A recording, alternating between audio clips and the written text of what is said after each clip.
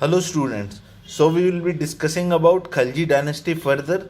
We were discussing conquests, so we continue with the conquests. Alauddin sent his commander Malik Kafur to bring the rich states of the Deccan under his control.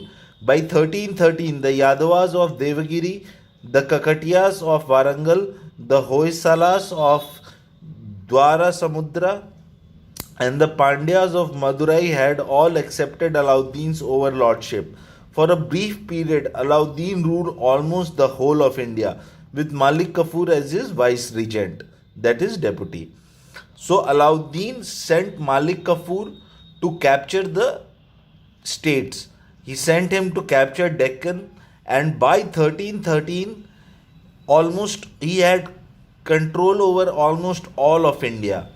And who was Malik Kafur was his vice regent. Vice regent is basically deputy, just next to the king. So he gave commandership to in the hands of Malik Kafur, and Malik Kafur captured all those areas, and he became lord. Mongol raids. Alauddin built new forts and repaired old ones along the northwestern frontiers. His able generals drove back the Mongol raiders who raided India several times during his reign.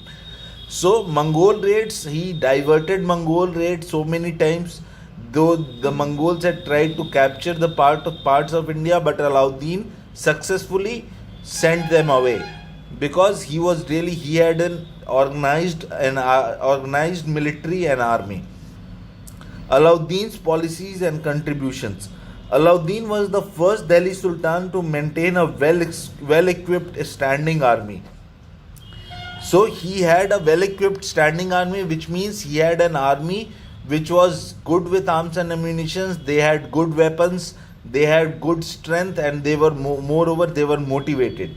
He paid his soldiers. How he used to motivate them? He paid his soldiers in cash and supplied them with imported horses of good breed. The horses were branded with the royal insignia to prevent theft. A detailed description of each soldier was kept to prevent substitution. So, in the map, you can see how Alauddin Khilji's direct rule captured almost all of India. But semi-independent places like Pandya, Hoysala, Kakatiya, in the map you can see all these areas were also ruled by Alauddin Khilji.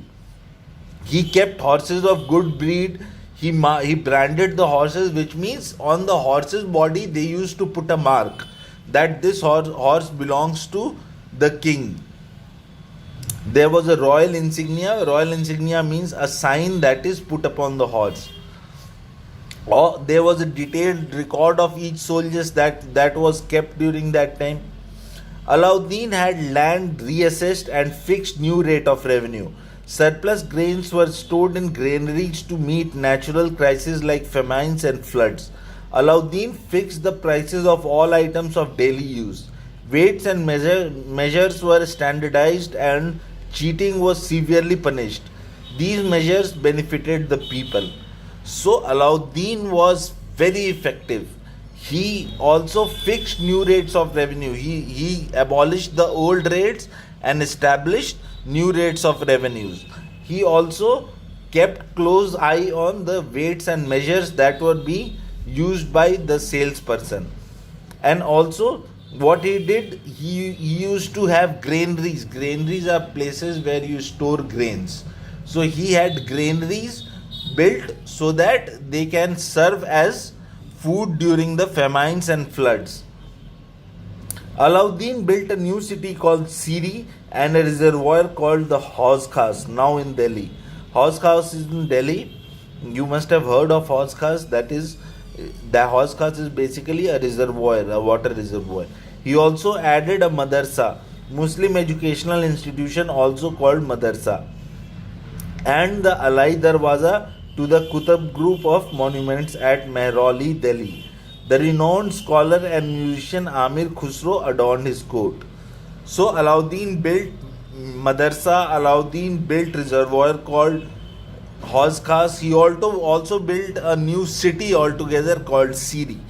So he made so many developments, and he had so so much of strength and power to capture whole of India and control it. So we stop here. We will be studying about Tughlaq dynasty in next class. Have a good day, students.